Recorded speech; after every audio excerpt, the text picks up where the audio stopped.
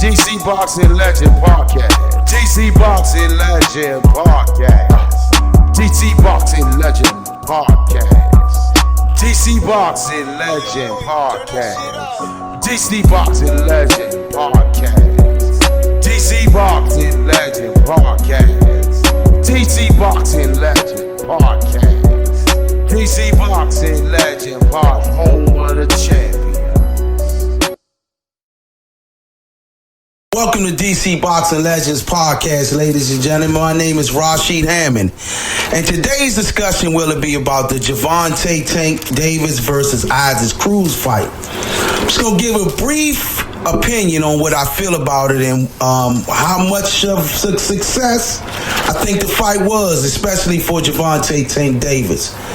I'm gonna give it to you from my perspective, from a boxer's point of view. I wasn't a professional boxer, but I had many amateur fights, so I can give you a slight from experiences of boxing and the techniques of boxing from an expert point of view. So my perspective on the fight, I take my hat off first and foremost to the trainers of Gervonta Tank Davis. I give props to trainer Calvin Ford and Burry Hunter, Boogie, and the whole entire crew, man. They did a tremendous job, especially in terms of Tank's conditioning. It was amazing.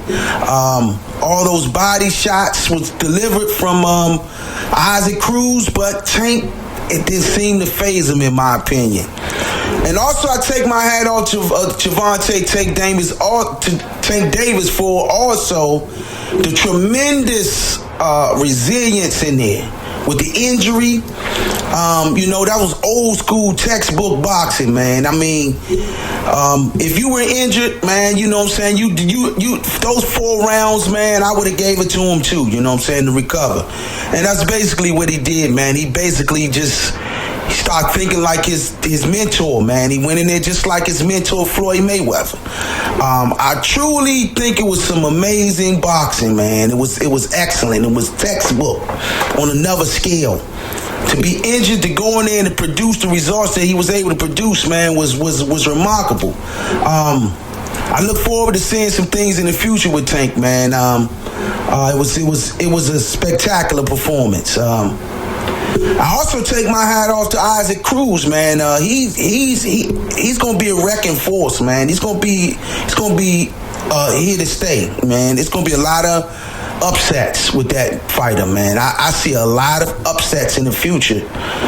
So those 135 pounders better be on the lookout for this guy, because he definitely gonna beat a couple of those guys out there in the top 10. I gotta give it to Tank, man, you know what I'm saying, and his training team. The performance was, especially with when he was showing pain, and both the trainers, Calvin Ford and Burry Hunter, say, man, suck it up.